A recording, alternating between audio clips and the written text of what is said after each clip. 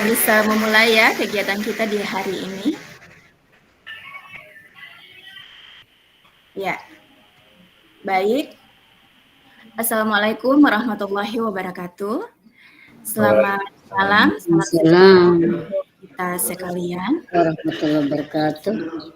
Ya, alhamdulillah, puji dan syukur marilah kita panjatkan kehadirat Allah Subhanahu wa taala, Tuhan yang Maha Esa, atas segala limpahan rahmat dan karunia-Nya kepada kita semua di hari ini, sehingga kita dapat berkumpul di ruang webinar ini dalam keadaan sehat walafiat tanpa kurang suatu apapun. Ya, Bapak dan Ibu yang saya hormati, sebelum memulai kegiatan kita pada saat ini, marilah kita mengawali ini dengan doa, dan kita akan berdoa sesuai dengan agama dan keyakinan kita masing-masing. Ya, saat berdoa dimulai.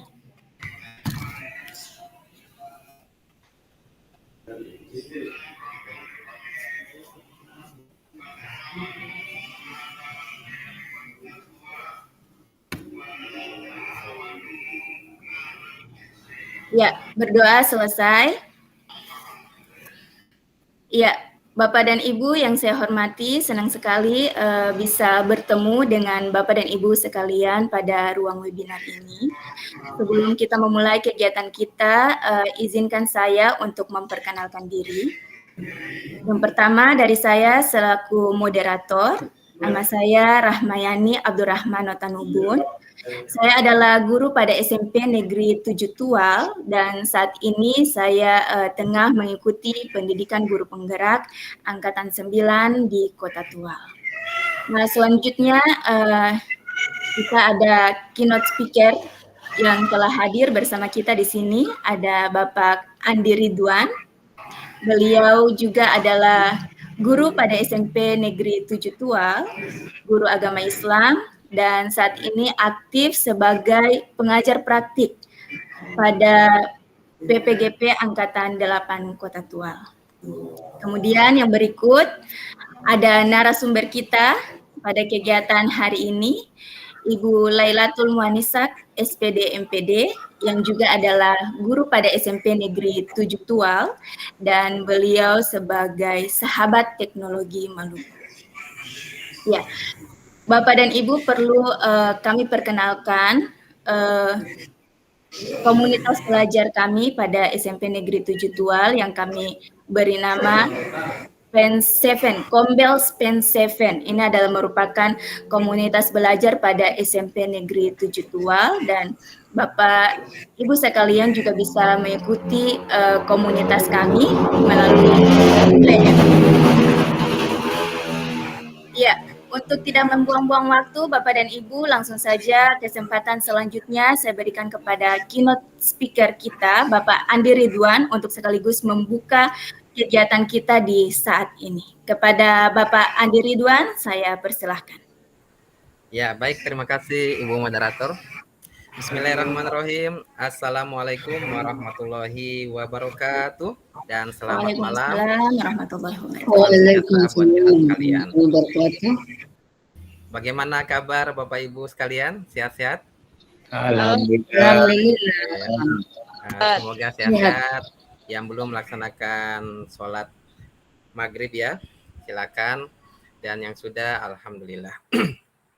Bapak Ibu yang saya hormati, sangat bangga dan senang sekali saya bisa hadir. Kami Kombels Pen 7 bisa memfasilitasi webinar ini dalam rangka kita saling berbagi, saling belajar. Seperti yang dikatakan oleh Dr. Tony Wagner, seorang pendidik dan seorang penulis, dia mengatakan bahwa kita ini saat ini berada di era pengetahuan, di mana tidak hanya yang kita miliki apa yang kita tahu, tetapi lebih pada bagaimana kita berpikir kritis, bagaimana kita berkolaborasi, komunikasi, dan mencari informasi baru. Nah, tepat sekali pada malam hari ini Bapak Ibu, kita berbagi, berkolaborasi, dan mencari informasi, belajar bersama tentunya lewat komunitas belajar Pen 7 Saya yakin sungguh bahwa apa yang kita dapatkan pada malam hari ini sangat luar biasa dan bisa menginspirasi buat Bapak Ibu sebagai pendidik, karena nantinya ini sebagai modal dalam pembelajaran. Sekarang ini kita sudah memasuki yang namanya inovasi pembelajaran berbasis teknologi. Kita berada di era Society 5.0, di mana segala aktivitas kita itu semuanya tidak luput dengan teknologi. Nah, pada topik malam hari ini sungguh sangat luar biasa, yaitu topiknya berkaitan dengan integrasi pembelajaran berdiferensiasi. Ya, poin pentingnya adalah pembelajaran berdiferensiasi, di mana kita bisa mengenal, memahami, mengetahui karakteristik peserta didik kita.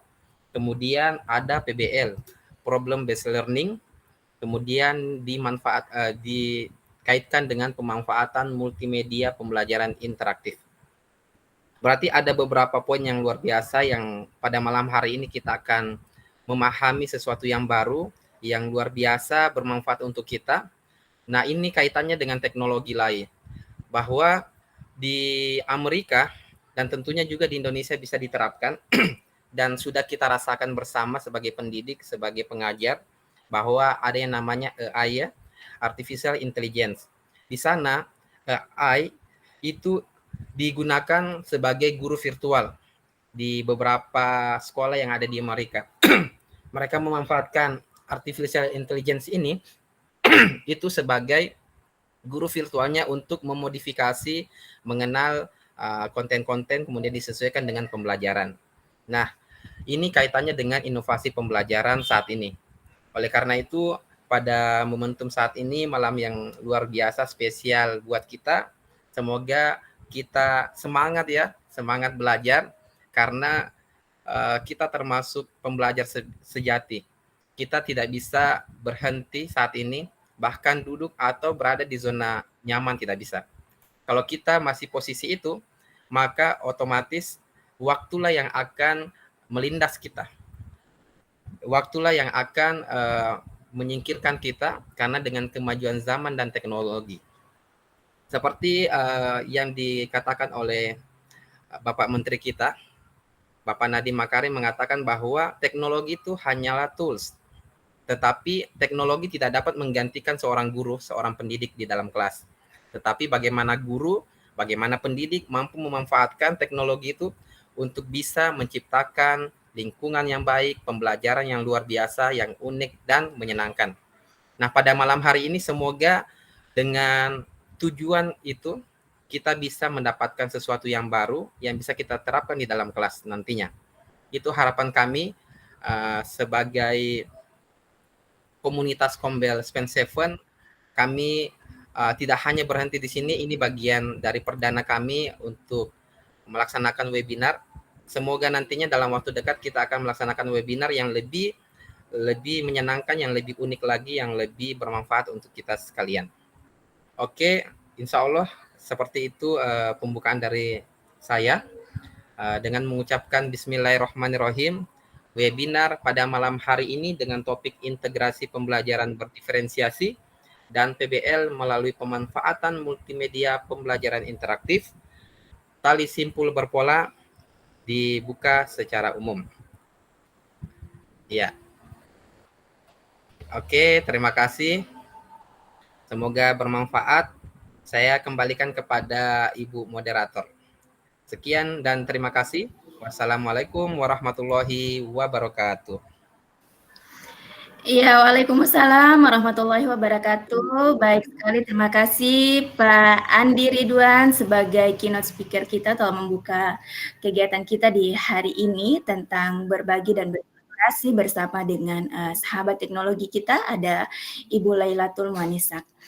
Nah, tanpa membuang-buang waktu, mari langsung saja kesempatan selanjutnya saya berikan kepada narasumber kita untuk menyampaikan materinya, berbagi dan berkolaborasi bersama dengan kita di saat ini. Kepada Ibu Lailatul Muanisak, saya persilakan. Baik, terima kasih Ibu Rahmayani. Mohon izin Pak Andi. Assalamualaikum warahmatullahi wabarakatuh. Waalaikumsalam warahmatullahi wabarakatuh. Ya, Sebelumnya saya mau menyapa dulu Ibu fasilitator saya ketika pendidikan guru penggerak angkatan 1 yang terhormat Ibu Lela Foni.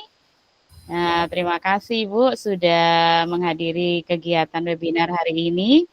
Kemudian yang saya hormati Bapak Ibu Kepala Sekolah dan rekan-rekan guru di Kota Tual, Maluku, dan di beberapa wilayah di Indonesia.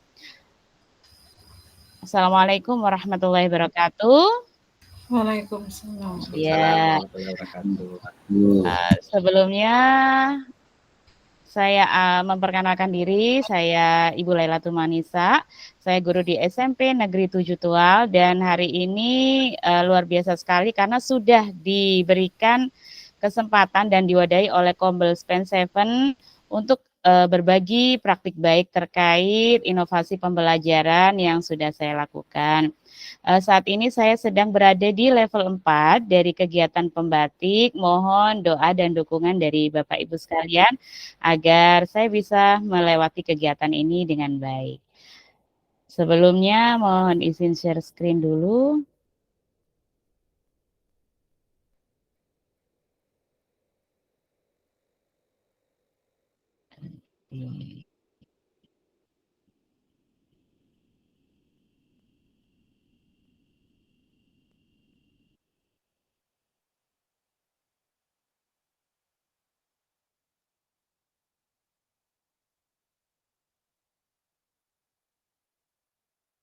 Ya, baik.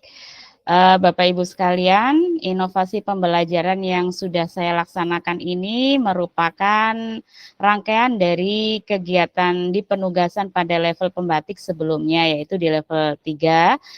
Kami diminta untuk membuat sebuah multimedia pembelajaran atau sebuah kreasi yang akan digunakan sebagai alat bantu untuk pembelajaran. Nah, di sini ide gagasan saya adalah tali simpul berpola.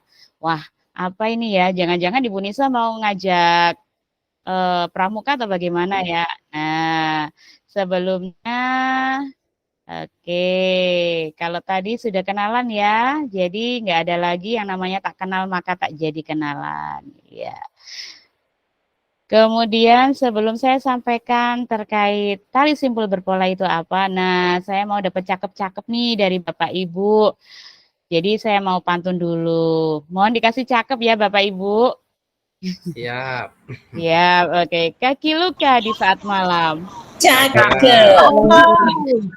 Karena jatuh di tepi kolam. Cakep. Pertemuan dibuka dengan salam. Semoga manfaatnya terasa sampai ke dalam. Oke, amin. Terima kasih. Nah, selanjutnya tali simpul berpola. Masih tali simpul berpola Bapak Ibu. Kalau misalnya dengar tali, apa yang ada di pikiran Bapak Ibu? Boleh open mic ya, nggak apa-apa kita rame. Apa yang ada di pikiran Bapak Ibu ketika mendengar tali? Ya, mengikat. Nah, mengikat. Kemudian supaya ikatannya kuat, berarti ikatannya harus diapain itu? Disimpul dong. Tuh, disimpul. Ya. Oh, Simpul ini tali ada mati yang itu. disimpul tali mati. Oke, baik. Mohon izin, apakah layar saya masih terlihat presentasinya? Tidak terlihat, Bu. Tidak terlihat. Ada yang share screen itu, Oh, Bu. ada. Oke, ya. Ibu tolong suaranya besar sedikit. Dekat-dekat. Oke. Mohon maaf, Ibu, suaranya tolong dibesar sedikit. Oke, apakah sekarang sudah besar suaranya, Bu? Sudah. Oke, baik, terima kasih ya.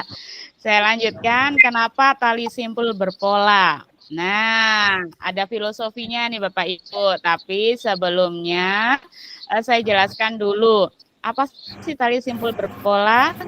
Nah, ternyata tali simpul berpola ini adalah suatu akronim terkait penguatan literasi dan numerasi melalui kegiatan petualangan berbantuan multimedia pembelajaran interaktif pada materi pola bilangan.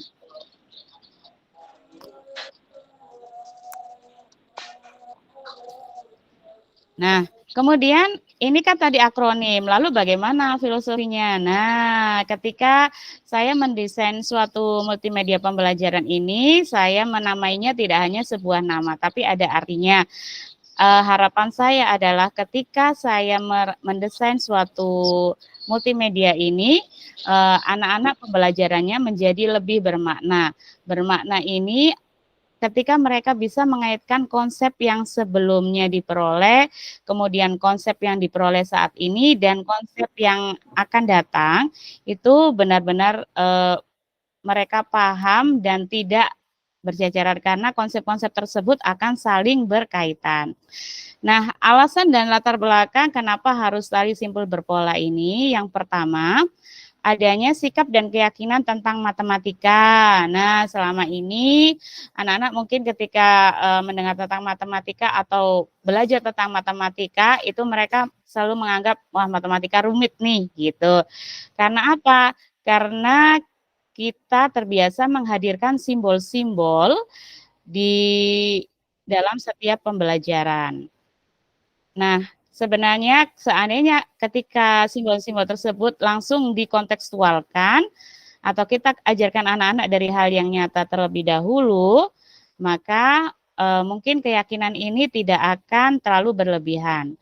Selanjutnya adanya tuntutan kemampuan siswa, bahwa kemampuan siswa ini tidak hanya mereka harus lebih di level kognitifnya, tetapi juga harus paham bagaimana kriteria mereka dalam menyelesaikan suatu permasalahan.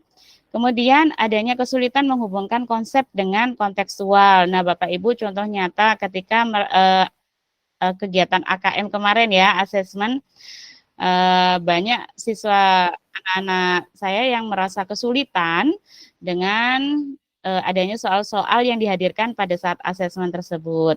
Nah, kemudian saya ambil materi pola bilangan. Kenapa saya ambil pola bilangan? Karena materi ini sudah diajarkan ketika berada di fase C atau saat SD. Kemudian, nah ini soal seperti ini yang sering dihadirkan buat anak-anak. Nah, 3, 5, 7, 9. Lalu pola ketujuh adalah titik-titik gitu. Nah, berapa ini jawabannya Bapak Ibu? Ayo boleh jawab. Silakan.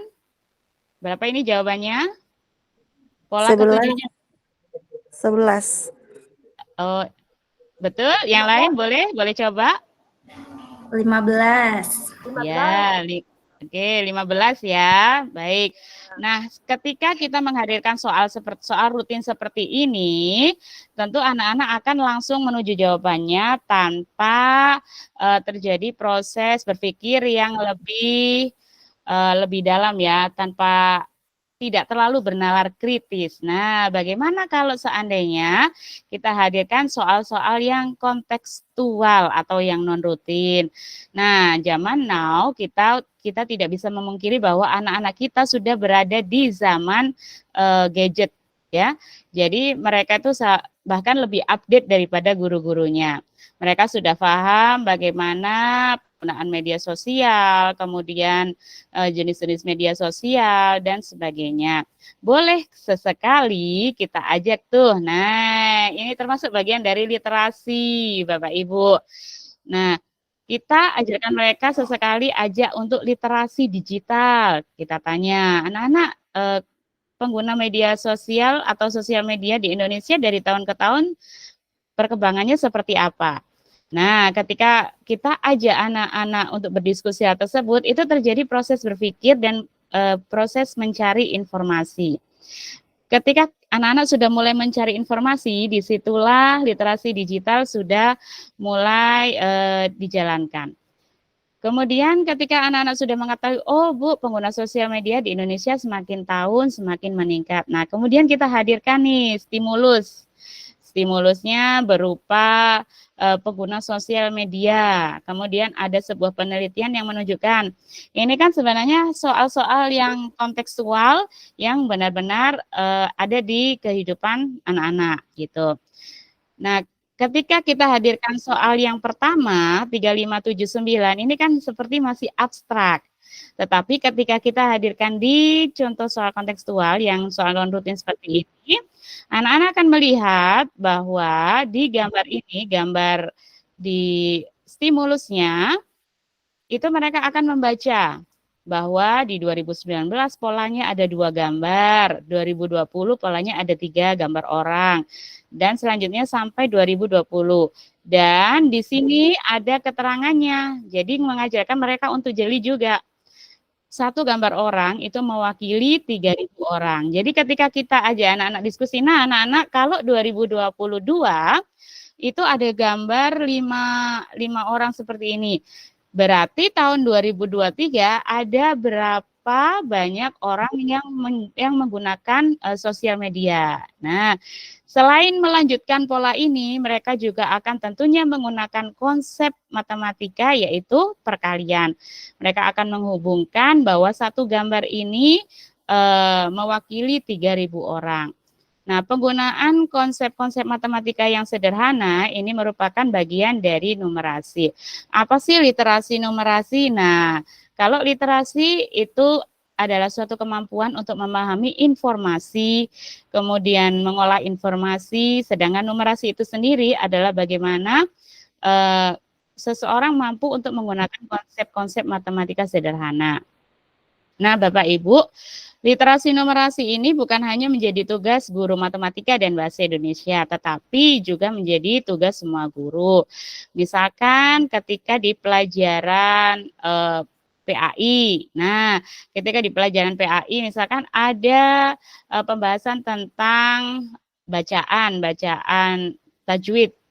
Nah, sesekali anak-anak diajak, coba anak-anak lihat, silakan pilih salah satu surat di juz 30, misalkan seperti itu.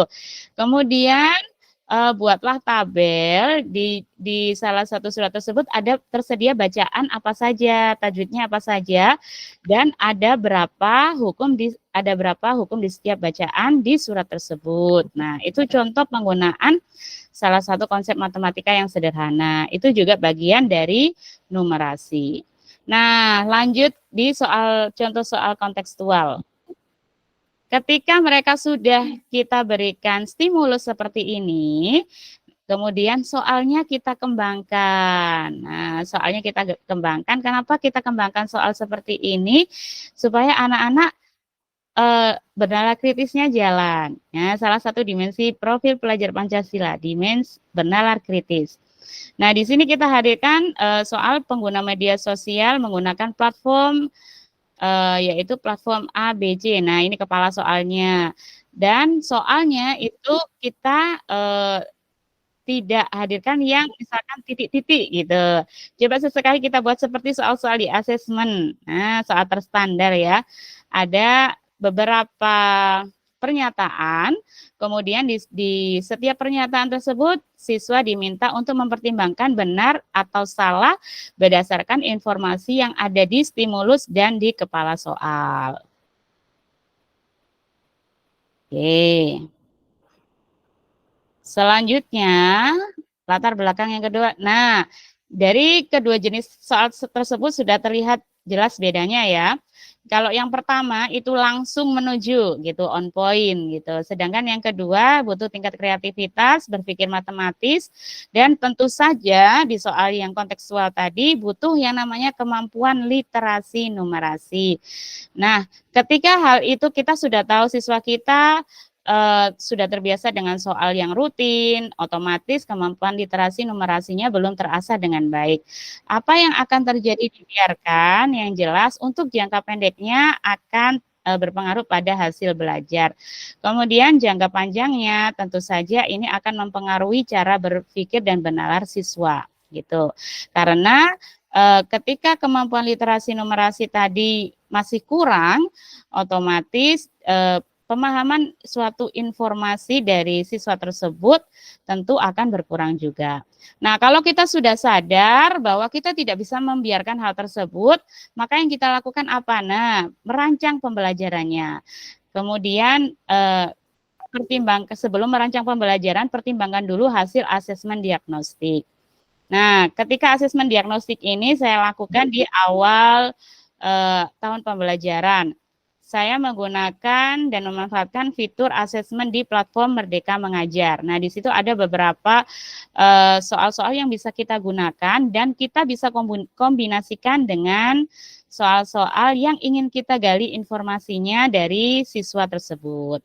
Nah, seperti ini. Kalau di platform Merdeka Mengajar, di situ ada fitur asesmen murid, dan kita bisa pilih mata pelajaran yang kita ampu dan apa yang akan kita asesmenkan.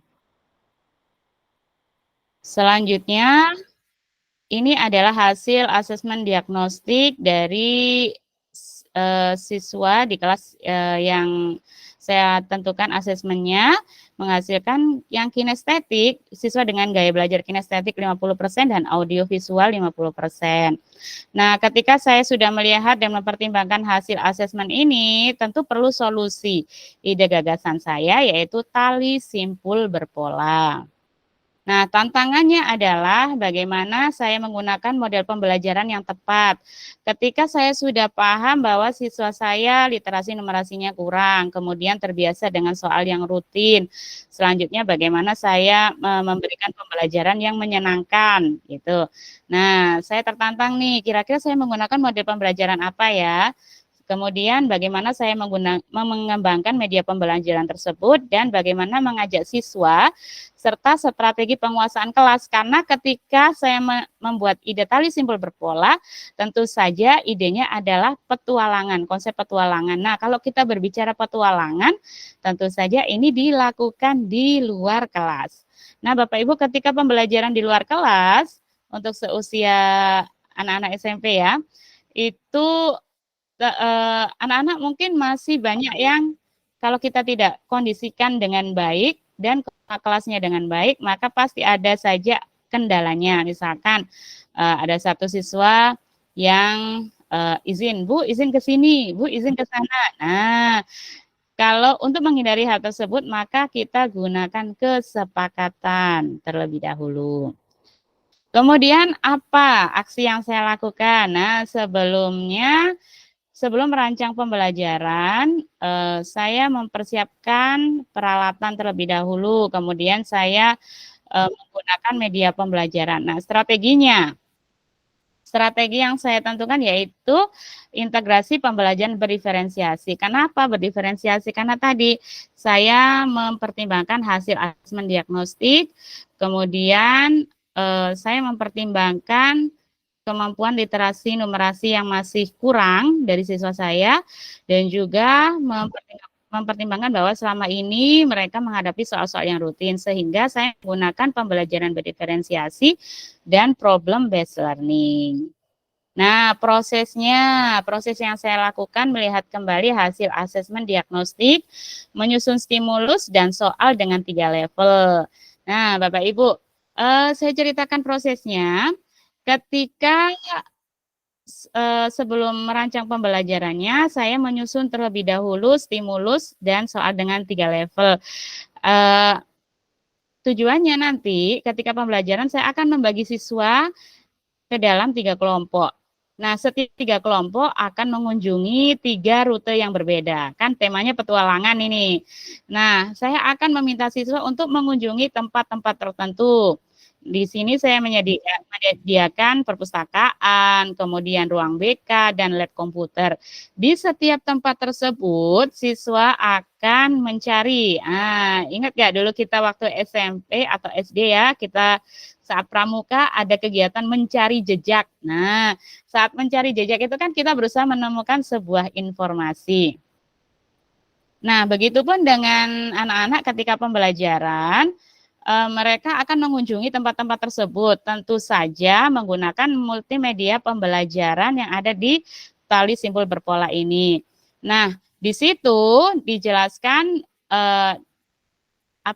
langkah-langkahnya untuk mengunjungi tempat tersebut mereka ngapain aja. Nah, di tempat tersebut mereka harus mencari atau misinya mencari sebuah amplop coklat berisi stimulus dan soal. Setiap kelompok memperoleh stimulus yang dengan konteks yang berbeda-beda. Ada yang dapat stimulus dengan konteks saintifik, ada yang dapat konteksnya sosial budaya, ada juga kelompok yang memperoleh stimulus dengan konteks personal. Tetapi ketiga kelompok tersebut akan memperoleh masing-masing soal dengan stimulus tersebut, dan kemudian soal stimulus tersebut saya kembangkan menjadi soal dengan 3 level berbeda, yaitu yang pertama level 1 atau knowing, pemahaman, kemudian level 2 applying, penerapan, dan level 3 yaitu reasoning atau penalaran. Kemudian saya mulai merancang dan mengembangkan media tali simpul berpola, menyusun modul ajar tali simpul berpola menggunakan diferensiasi konten, proses, produk, dan 5 sintak problem based learning. Dalam media pembelajaran yang saya rancang dan saya kembangkan, di dalamnya sudah terkandung diferensiasi konten. Jadi ada konten bacaannya untuk menjawab kebutuhan belajar siswa yang visual. Kemudian ada videonya juga, dan yang terakhir adalah proses kinestetiknya, yaitu kegiatan berpetualangan. Nah, untuk lebih jelasnya kita lihat multimedia pembelajaran yang saya kembangkan seperti apa. Oke. Baik, ini saya stop dulu. Kita lihat.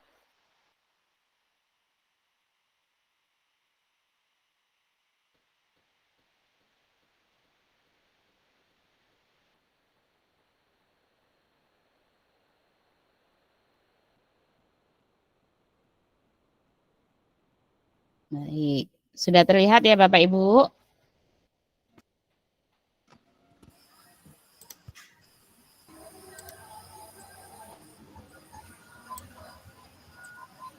Nah, ini bisa diakses di HP Bapak Ibu.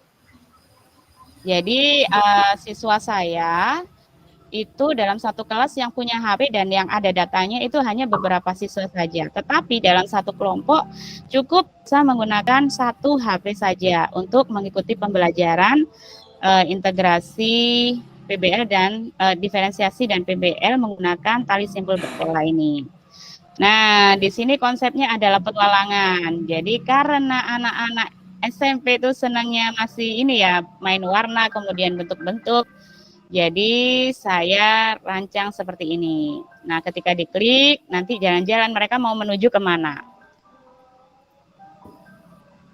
Dan ini Bapak Ibu tidak perlu mengembangkan yang susah-susah, cukup dengan aplikasi yang kita kuasai saja. Ya, salah satunya adalah Canva for Education. Nah, ini tadi yang saya sampaikan, di sini sudah termuat diferensiasi konten. Ada uraian materi, kemudian video pembelajaran, dan aktivitas mari berpetualang.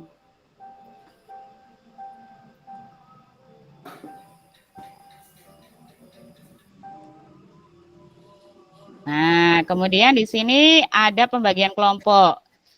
Oke, setiap kelompok itu rutenya berbeda-beda. Tetapi tempat yang dituju sama, cuma urutan rutenya saja yang berbeda.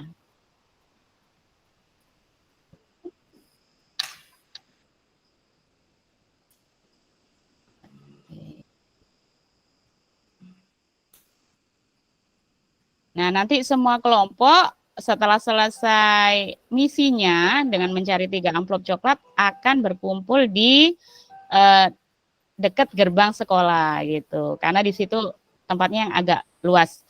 Jadi ini bisa disesuaikan dengan kondisi sekolah Bapak Ibu dan siswanya juga tentunya. Karena setiap siswa di satuan pendidikan akan berbeda-beda kebutuhan belajar dan yang ingin dicapai pada tujuan pembelajarannya. Di sini saya masukkan latihan soalnya, itu saya ambilkan dari soal-soal asesmen di tahun-tahun sebelumnya gitu.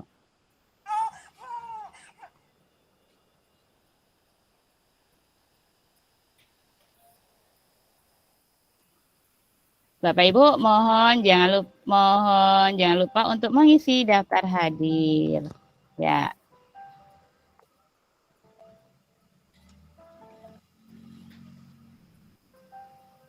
Oke, baik. Kemudian bagaimana pelaksanaan kegiatan pembelajarannya? Nah, untuk pelaksanaan kegiatan pembelajarannya, kita lanjutkan dulu presentasi saya berikut ini. Nah, tadi setelah merancang dan mengembangkan media tali simpul berpola, saya menyusun modul ajar tali simpul berpola menggunakan diferensiasi konten, proses, produk, dan 5 sintak problem based learning. Nah, sintaknya orientasi siswa pada masalah, mengorganisasi siswa untuk belajar, penyelidikan. Nah, di mana letak mereka belajar ketika mereka berada di luar kelas pada saat sintak ketiga. Sintak ketiga dan keempat. Nah, kalau sintak kelima ini mereka sudah kembali lagi di dalam kelas. Di akhir dilakukan asesmen sumatif menggunakan kuisis paper mode. Karena pertimbangannya adalah sekali lagi tidak HP atau gadget yang tersedia yang anak-anak miliki itu terbatas. Baik. Kemudian refleksi. Nah, setelah kegiatan pembelajaran ini tentu saja siswa senang ya karena belajarnya tadi ada suasana baru di luar kelas. Kemudian efektif terlihat dari hasil asesmen sumatif tadi. Kemudian respon siswa senang tentu saja ya. Nah, tentu saja apa sih faktor keberhasilan dalam pembelajaran ini? Nah, Bapak Ibu, apapun penggunaan model pembelajaran yang kita terapkan pada pembelajaran saat itu, tentu saja faktor keberhasilan ditentukan oleh bagaimana kita mengelola kelas atau strategi dalam pengelolaan kelas. Nah, kemudian kesepakatan yang kita buat dengan siswa, dan tentu saja karena di sini saya harus melihat anak-anak tetap beraktivitas dengan kelompoknya dan juga harus mengunjungi beberapa tempat, maka saya harus berkolaborasi dengan rekan-rekan guru yang lain, tidak bisa sendirian. Nah, kapan kolaborasi itu disepakati? Tentu saja jauh-jauh hari sebelum pelaksanaan pembelajaran. Nah, penasaran dengan keseruan pembelajaran ini? Mari kita simak video berikut ini.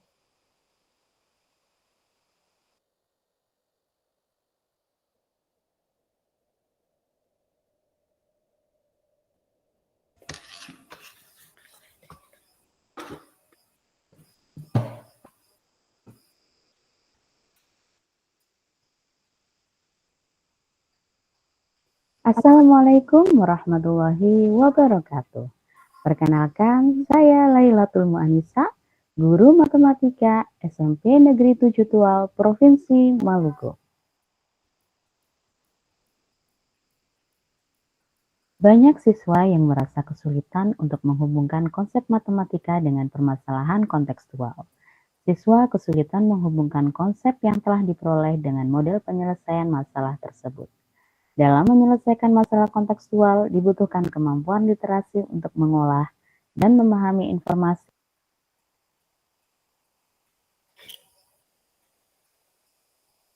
Beberapa tantangan yang saya hadapi antara lain, penggunaan model pembelajaran yang sesuai, pengembangan media pembelajaran yang menyenangkan, mengajak siswa menggunakan media tersebut dalam pembelajaran, serta penguasaan kelas agar tidak ada siswa yang tidak fokus terhadap pembelajaran.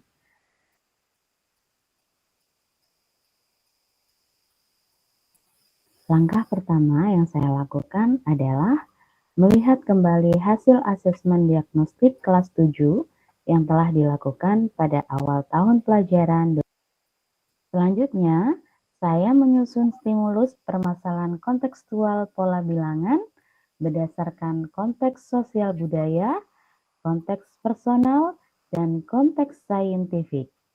Setiap stimulus tersebut kemudian saya kembangkan lagi menjadi 3 soal dengan 3 level yang berbeda. Tahap berikutnya, saya merancang dan mengembangkan multimedia tali simpul berpola dengan menggunakan salah satu platform pendidikan, yaitu Canva for Education. Saya mendesain media dengan tema petualangan dan memasukkan rute penugasan untuk 3 kelompok dengan urutan rute yang berbeda, serta petunjuk di setiap rute. Tidak lupa, saya meminta masukan kepada rekan sejawat melaksanakan kegiatan pembelajaran. Melalui kegiatan pembuka, salam, doa, absen, tujuan pembelajaran, dan ice breaking.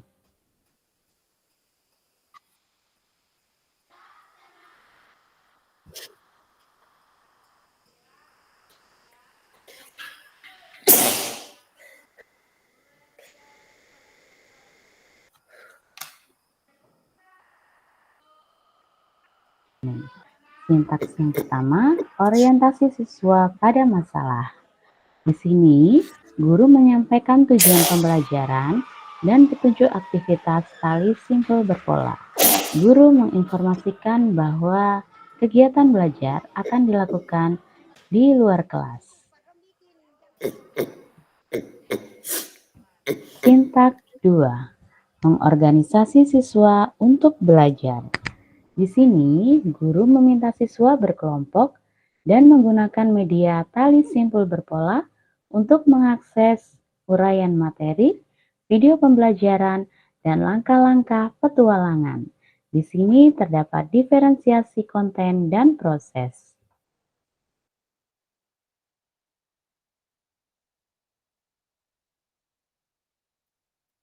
Sintaks 3. Guru membimbing penyelidikan. Siswa mulai mengikuti rute yang diperoleh sesuai nomor kelompok. Urutan rute setiap kelompok tidak sama. Kelompok menuju 3 tempat, yaitu ruang BK, perpustakaan, dan laboratorium komputer 1 untuk misi menemukan amplop coklat berisi stimulus dan soal.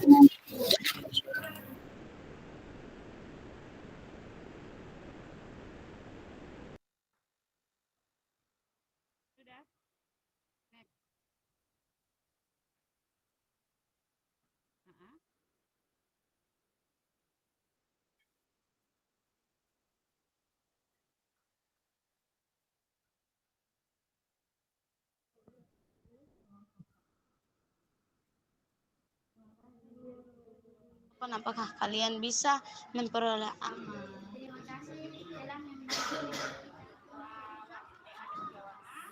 Sintaks 4. Mengembangkan dan menyajikan hasil karya.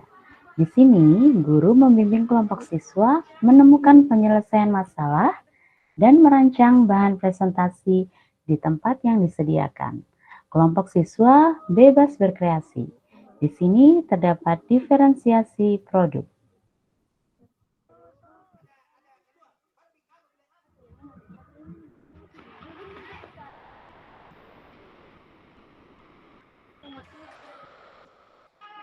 Pada saat sintaks 5 ini, siswa kembali ke kelas.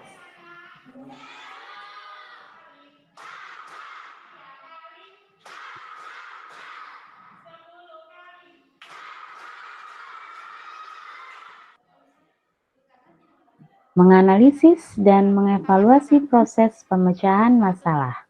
Guru meminta kelompok untuk mempresentasikan hasil karya dan kelompok lain menanggapi.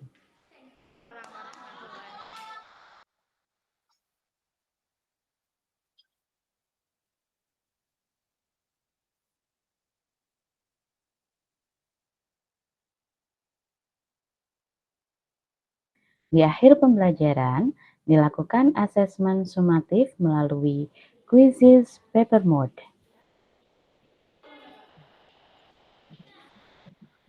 Selanjutnya, siswa menuliskan perasaan mereka dan apa yang sudah diperoleh dari pembelajaran hari ini.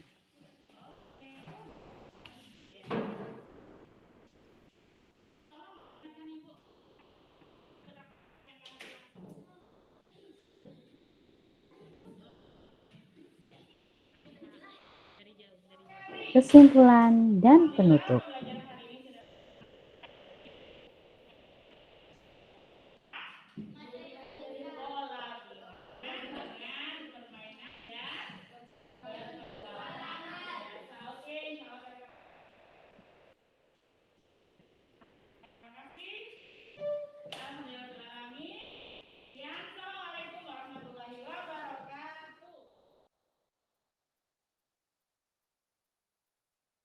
Seru seperti hari ini.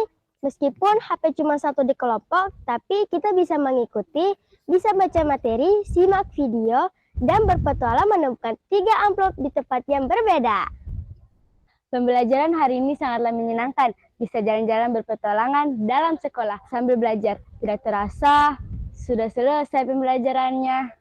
Di materi pola bilangan ini saya sangat paham karena dari awal tadi kami belajar senang. Seperti bermain game, jalan-jalan keliling sekolah, berdiskusi, selesaikan soal yang berbeda dengan kelompok yang lain. Assalamualaikum warahmatullahi wabarakatuh. Saya Ibu Sahara SPDI, rekan guru dari Ibu Lailatul Anisa di SMP Negeri 7 Tua.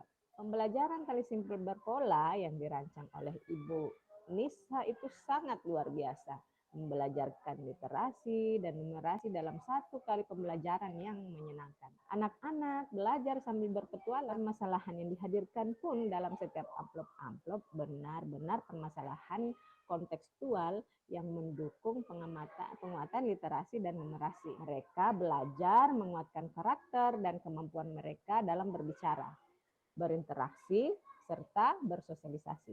Ini sangat menginspirasi kami para guru untuk merancang pembelajaran yang serupa. Semangat selalu Ibu Nisa ya. Mantap.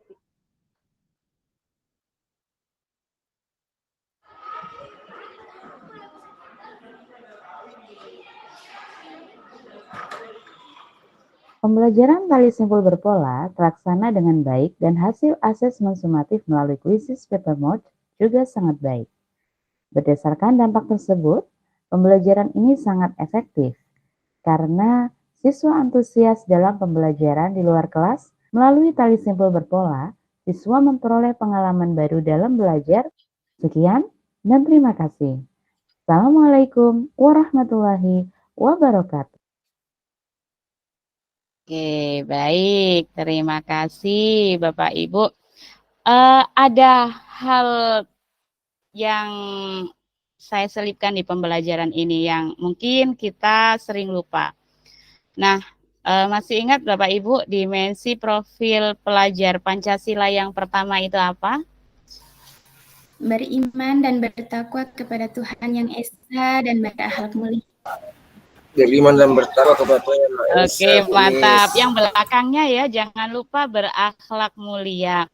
Nah, tadi kalau Bapak Ibu melihat di video yang saya tayangkan, di situ ada petunjuk di MPI-nya, di tali simpul berpolanya, saat mereka klik masuk di ruang perpustakaan, ruang BK, dan juga ruang lab komputer.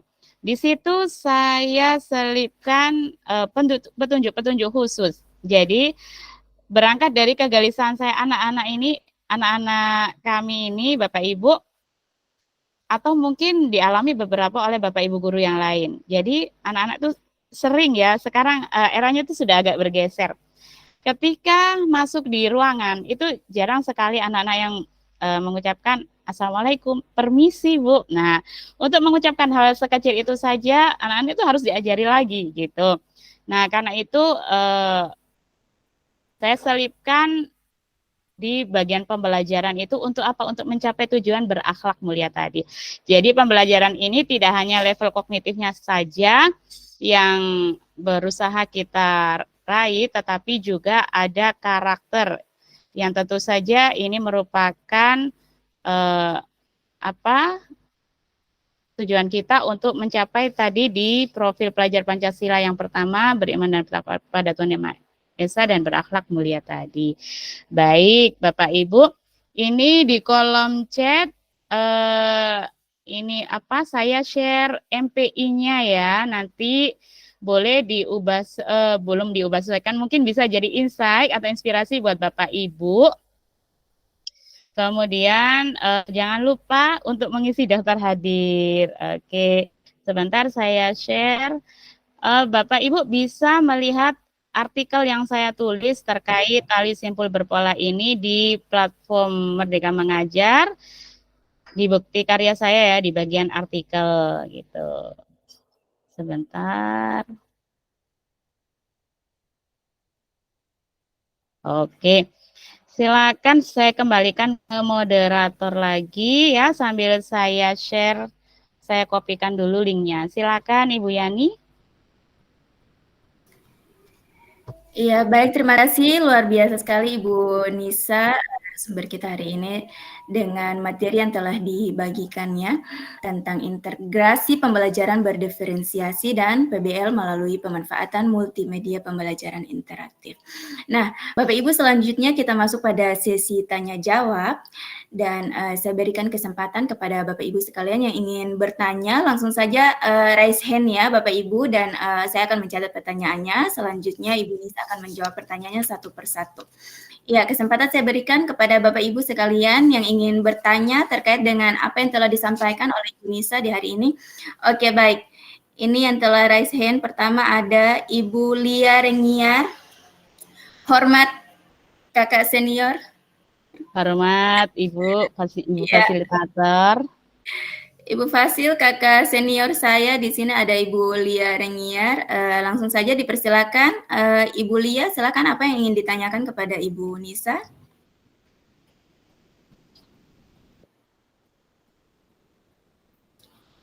Halo, Ibu Lia.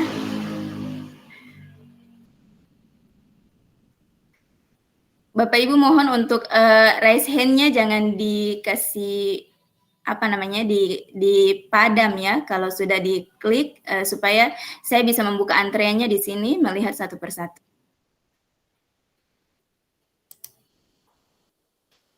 Oke.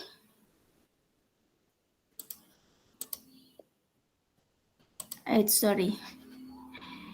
Iya. Ada tadi yang telah mengangkat tangan tetapi tidak ada di daftar. Ya, Bapak Ibu yang ingin bertanya, saya persilakan. Luar biasa, hari ini saya lihat ada 81 audiens yang hadir di ruang webinar kita. Dan semua yang hadir ini adalah senior-senior saya, luar biasa. Ada Ibu Pepe saya, Ibu Irawati Nanat, Ibu Nema Toge. Assalamualaikum, terima kasih telah hadir. Iya, banyak sekali yang hadir. Oke, baik. Yang sudah raise hand di sini ada Ibu Nurlaili Fitria. Oke, kesempatan langsung saja saya berikan kepada Ibu Nurlaili. Silakan ingin bertanya kepada Ibu Nisa. Oke, terima kasih atas kesempatan yang telah diberikan kepada saya. Assalamualaikum warahmatullahi wabarakatuh. Waalaikumsalam. Waalaikumsalam warahmatullahi wabarakatuh. Mohon maaf Ibu, mungkin tadi saya agak terlambat waktu penyampaian materi awal-awal karena terkendala jaringan. Saya hanya ingin mengkonfirmasi karena tadi tidak sempat menyaksikan secara utuh materinya. Yang masih agak membingungkan saya tadi Ibu, waktu penyampaian awal yang belum sempat saya lihat itu, Ibu menyusun sintaks itu pembelajaran berdiferensiasinya terdiri atas konten, proses, dan produk. Kalau tidak salah tadi tampilannya Ibu. Yang saya ingin tanyakan, di tiap-tiap konten, proses, dan produknya itu Ibu mengambil diferensiasinya berdasarkan apakah Ibu? Apakah berdasarkan kemampuan siswa atau minat bakat siswa atau gaya belajar? Itu saja Bu pertanyaannya. Mohon karena tadi memang kurang sempat nyimak dari awal. Ya, terima kasih. Assalamualaikum warahmatullahi wabarakatuh. Waalaikumsalam warahmatullahi wabarakatuh. Terima kasih Ibu Nur Laili.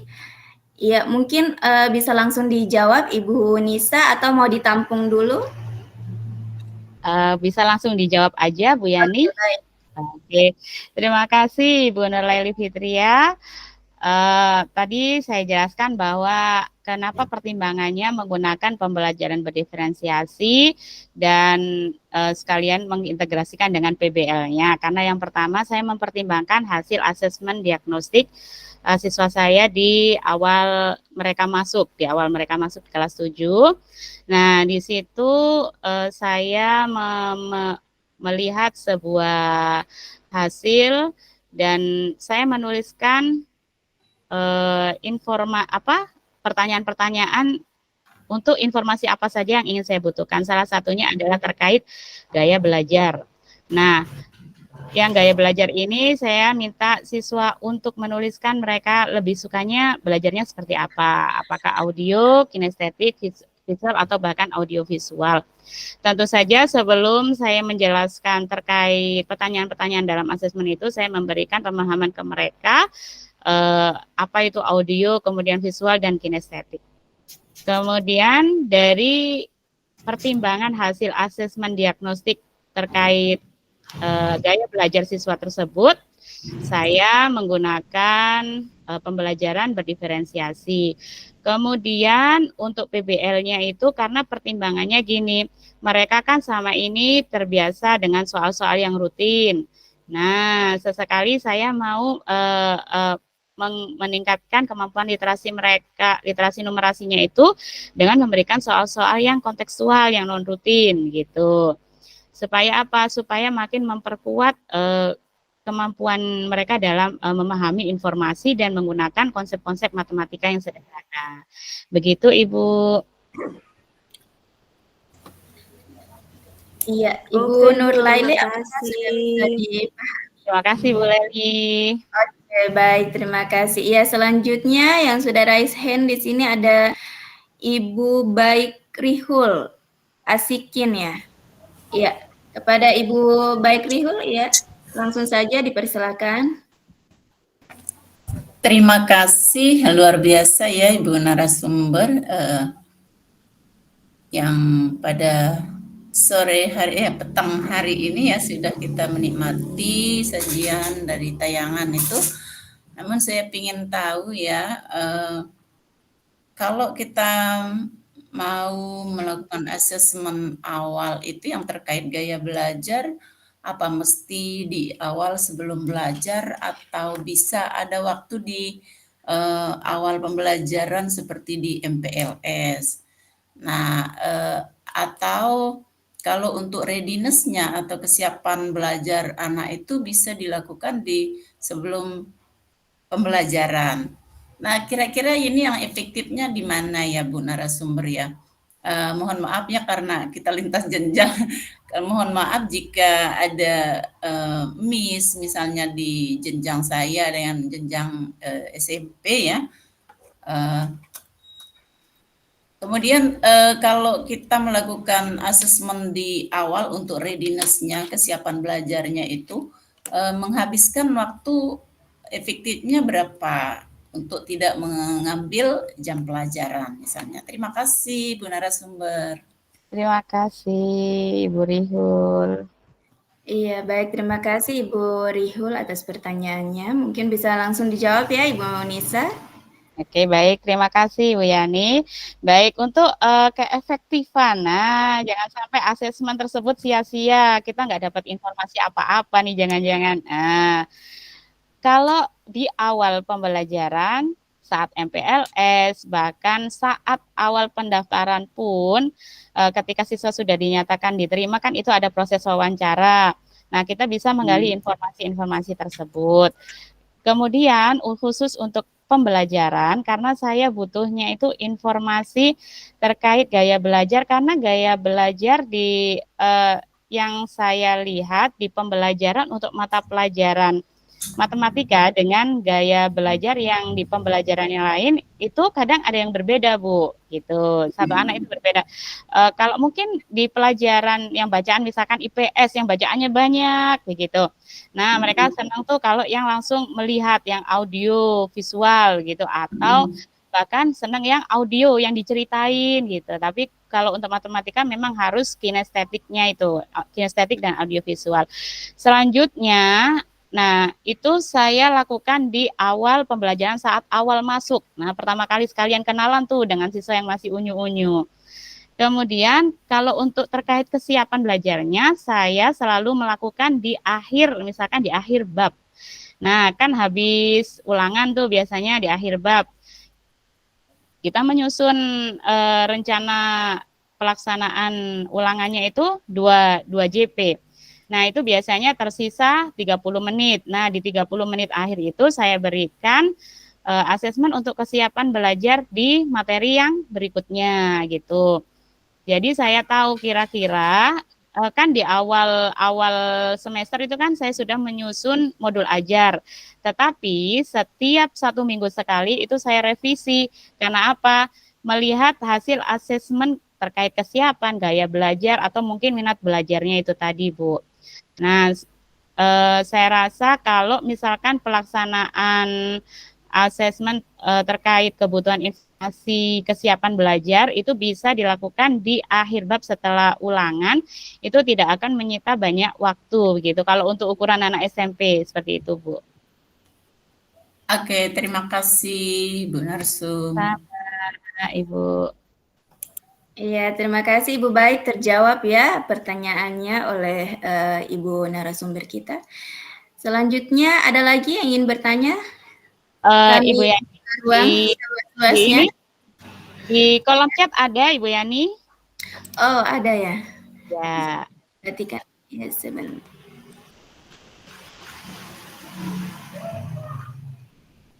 Dari Ibu Ana Anita ya? Oke, ya langsung saya jawab aja, Bu Yani. Oke, siap Ibu. Ya, terima kasih Ibu Ana. Untuk MPI-nya itu saya rancang dan desain, tetapi untuk asetnya itu ambil kita menggunakan Canva, Bu. Jadi di Canva itu ada apa namanya, bukan template ya, satunya apalagi itu ya, kayak misalkan gambar kartunnya, kemudian rutenya, itu saya ambil dari Canva gitu. Dan interaksinya itu semuanya, dan ini siswa di HP-nya tidak harus menginstal Canva. Jadi bisa langsung dibuka dengan browser apapun gitu. Jadi kalau misalkan HP siswa yang RAM-nya kecil sekalipun itu masih bisa terbuka untuk MPI ini. Begitu Ibu Ana, terima kasih. Iya, baik Ibu, terima kasih. Selanjutnya ini ada Ibu Foni yang sudah raise hand. Dipersilakan Ibu. Langsung saja pertanyaan. Baik, terima kasih. Assalamualaikum Bu Nisa. Luar biasa. Waalaikumsalam warahmatullahi wabarakatuh. Terima kasih Bu Lela Foni sudah menghadiri kegiatan ini. Ya, baik Bu Nisa, sangat menarik sekali apa yang sudah disampaikan Bu Nisa. Ini kalau di program Sekolah Penggerak, saya sedang melakukan kunjungan lapangan ya. Jadi saya melihat bagaimana pelaksanaan kurikulum merdeka di Sekolah Penggerak saya, seperti itu. Dan saya baru menggagas apa yang, berarti kita sehati ya Bu Nisa. Jadi kalau selama ini teman-teman mungkin masih berfokusnya ke bagaimana sih pelaksanaan pembelajaran berdiferensiasinya. Kemudian kemarin saya mulai mengajak teman-teman guru di Sekolah Penggerak binaan saya untuk mulai mengimplementasikan ke dalam model-model pembelajaran seperti itu ya. Seperti yang tadi sudah Bu Nisa sampaikan ataupun sudah dilaksanakan oleh Bu Nisa seperti itu. Jadi ini merupakan tantangan level berikutnya setelah mereka sudah terbiasa menerapkan pembelajaran terdiferensiasi seperti itu Bu Nisa. Nah, pertanyaan saya mungkin begini Bu Nisa. Ketika kita memanfaatkan PMM sebagai asesmen awal kita ya, atau asesmen diagnostik yang akan mengukur kesiapan belajar siswa, oke lah kalau untuk matematika itu memang jelas sekali numerasi, tapi menurut saya memang masih perlu di ini ya Bu Nisa, dianalisis lagi soalnya apakah memang sesuai dengan kebutuhan bab yang akan kita bawakan seperti itu. Kecuali kalau matematika mungkin akan sangat korelasinya sangat kuat seperti itu. Nah, apakah Bu Nisa juga melakukan analisis dulu gitu ya? Oh, ini materi ini sudah cocok nih dengan pola bilangan sehingga soal ini bisa dipakai. Nah, itu pertanyaan pertama. Kemudian pertanyaan kedua, begini Bu Nisa, ideal sekali ya. Yang kita harapkan kan memang guru-guru ideal yang seperti ini yang meluangkan waktu untuk mempersiapkan segala sesuatunya dalam sebuah pembelajaran sehingga siswa merasa enjoy ketika belajar seperti itu. Berapa lama waktu yang dibutuhkan Bu Nisa nih untuk prepare semuanya ya, mulai dari tadi MPI-nya, kemudian mungkin menskenariokan dan lain-lainnya. Mungkin itu saja Bu Nisa, dan nanti mungkin saya minta ini ya materi-materinya. Kita akan bertukar materi. Ya, terima kasih. Assalamualaikum warahmatullahi wabarakatuh. Waalaikumsalam warahmatullahi wabarakatuh. Waalaikumsalam warahmatullahi wabarakatuh. Terima kasih Bu Lela atas pertanyaannya. Ini fasilitator sekolah penggerak luar biasa. Ya, langsung saja Ibu Nisa bisa dijawab pertanyaan dari Ibu Lela. Iya, terima kasih Ibu Rahmayani. Yang saya hormati sekali, saya sering minta saran dari beliau ini. Sampai hari ini, alhamdulillah beliau ini adalah fasilitator saya dan fasilitator kami semua yang ada di pendidikan guru penggerak angkatan 1. Dan untuk pertanyaan pertama, Bu Lela, yang pertama yaitu terkait analisis tadi ya. Di PMM ini memang ada fitur asesmen, tetapi kita juga harus melihat soalnya. Nah, kan saya mau mengasesmen tentang pembelajaran untuk pola bilangan nih. Nah, sedangkan yang tersedia itu hanyalah materi bilangan saja. Dan tentu saja untuk prasyarat menguasai satu pola bilangan, karena kan mereka harus menguasai yang namanya kali, bagi, tambah, kurang ya. Nah, saya hanya mengambil beberapa soal dari soal-soal yang ada di fitur asesmennya PMM. Kemudian saya tambahin lagi dengan soal yang saya butuh informasinya terkait pola bilangan nih. Misalkan saya berikan soal-soal yang awal tadi, yang rutin, yang dari yang mudah dulu gitu. Dari yang rutin, kemudian saya tampilkan konfigurasi objek. Misalkan kalau kita pernah lihat di soal asesmen numerasi yang tahun lalu untuk SMP, itu ada barisan burung yang terbang. Nah, barisan itu kan membentuk suatu konfigurasi objek. Nah, dari gambar itu kemudian saya masukkan di soal, saya melihat apakah siswa saya bisa membaca konfigurasi objek ini, gitu Bu. Jadi tidak bisa kita menggunakan mentah-mentah yang ada di fitur tersebut. Kita harus lihat lagi kebutuhan informasi apa yang ingin kita dapatkan. Kemudian kemarin saya melakukan asesmen awal ini itu dengan cara offline ya, karena yaitu tadi satu, kebutuhan informasinya tidak semua, maksudnya tidak untuk pola bilangan sendiri di fitur asesmen PMM tidak tersendiri gitu, yang ada hanya bilangan begitu. Kemudian yang kedua permasalahannya adalah gadget, lagi-lagi gadget gitu. Jadi masih berbasis kertas. Kemudian untuk prepare-nya dari MPI, sebelumnya di awal tahun pembelajaran semester ini itu saya sudah membuat modul ajar, tetapi itu hanya berupa draft. Nah, perbaikan modul ajar itu selalu saya lakukan di setiap hari Minggu. Jadi untuk persiapannya itu 1 minggu sebelum tatap muka. Kemudian untuk ide MPI ini sendiri adalah berawal dari ketika saya melihat anak-anak ini kok sering ngobrol tentang game, kemudian senangnya di luar kelas, dan kebetulan saya sedang belajar di level 3, modul-modul di level 3 dari pembatik. Nah, jadi kepikiran ide tersebut. Akhirnya saya merevisi kembali modul yang sudah saya buat dan merancang langkah-langkah pembelajarannya. Kemudian untuk membuat MPI ini, kalau ide sudah ada, kemudian tinggal eksekusi itu tidak perlu, saya membutuhkan hanya waktu 2 hari saja. Dari yang bikin lama itu memunculkan idenya itu, gitu. Kemudian merancang pembelajarannya itu juga tidak terlalu butuh waktu lama karena saya hanya menyesuaikan dengan modul ajar yang sudah saya buat di awal semester.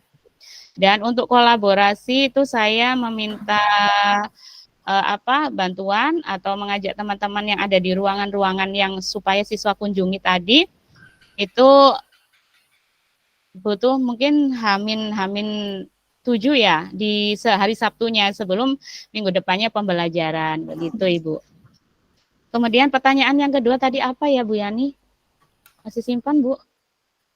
Ya, pertanyaan keduanya sudah terjawab Ibu. Sudah terjawab. Oke, baik. Lama. Iya, persiapan Okay. untuk membuat modul ajar dan MPI-nya. Oke. Baik. Ya gitu saja Ibu Lela, terima kasih.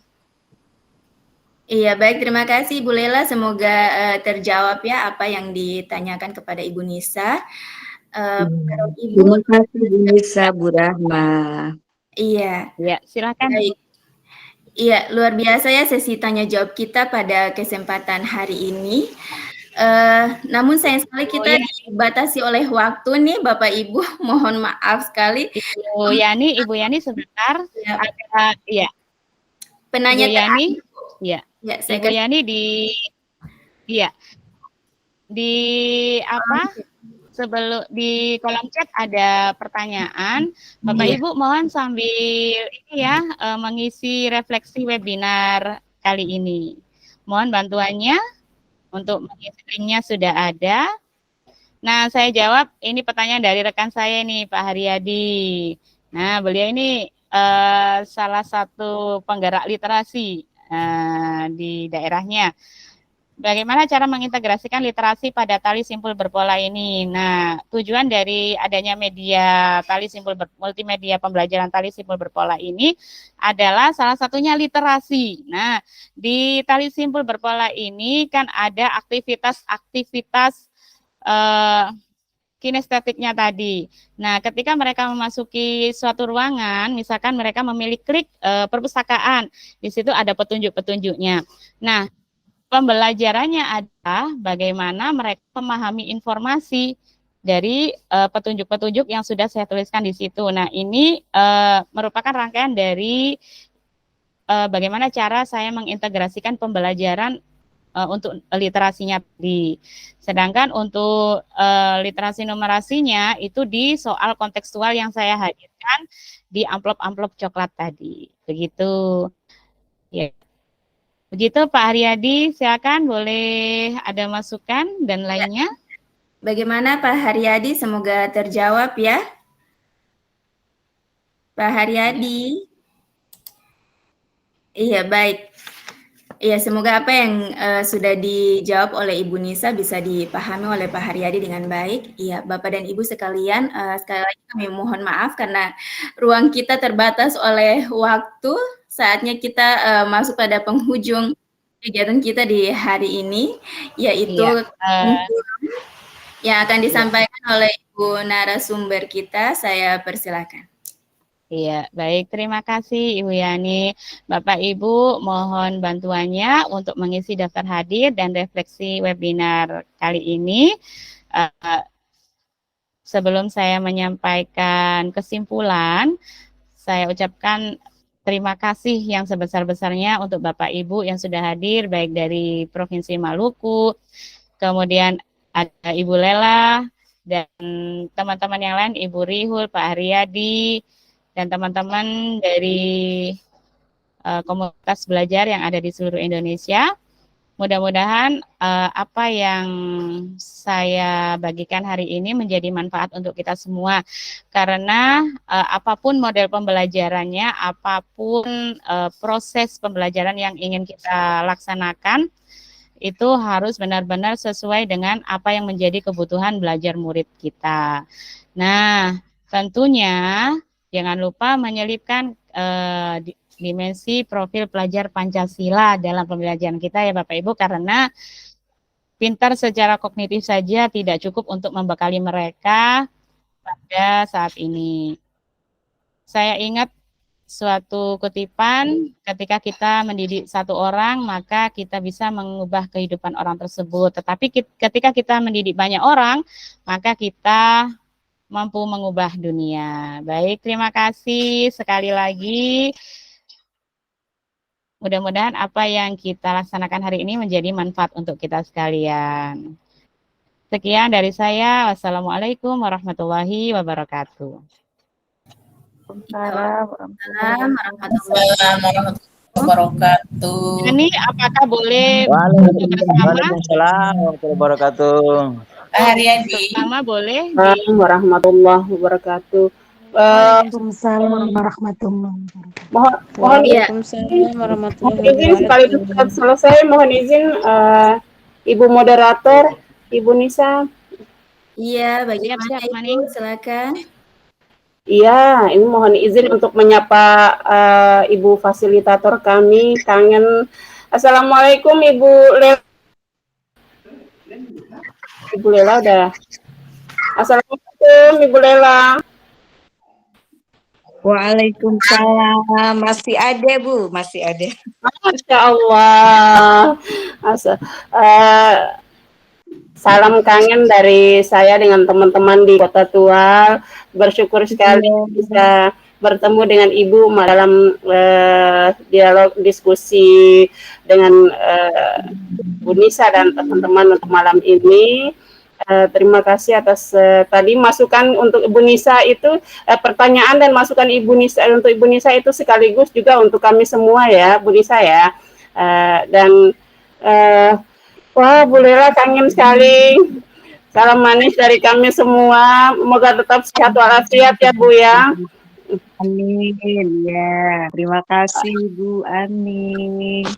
Ya. Sudah bisa karena sedang tidak berhijab. Iya baik. Alhamdulillah, semoga tetap berkolaborasi dengan kami Bu ya.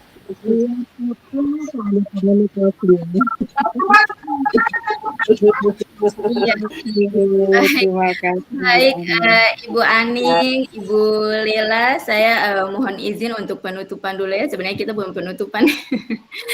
Baik, saya ucapkan sekali lagi banyak terima kasih kepada Bapak Ibu sekalian yang telah meluangkan waktunya mengikuti webinar kami di hari ini. Semoga apa yang telah disampaikan oleh Ibu Nisa dapat dipahami dan diimplementasikan oleh kita semua dalam keseharian kita sebagai seorang guru.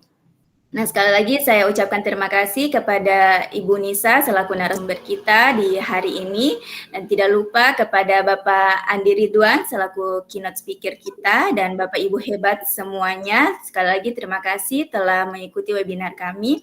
Semoga kita bisa bertemu kembali pada webinar-webinar berikutnya ya, pada komunitas Kombel Span 7. Iya, akhir kata saya selaku moderator undur diri dari ruang ini. Semoga kita bisa bertemu kembali. Ya, wabillahi taufiq wal hidayah. Wassalamualaikum warahmatullahi wabarakatuh. Waalaikumsalam warahmatullahi wabarakatuh. Ambil gambar. Ya, Ibu pengawas sehat selalu dari Gorontalo. Ya Bu, mohon maaf kurang sehat nih. Siap, sehat selalu Bun. Ya, sama-sama Bu. Wih, adalah gambreng.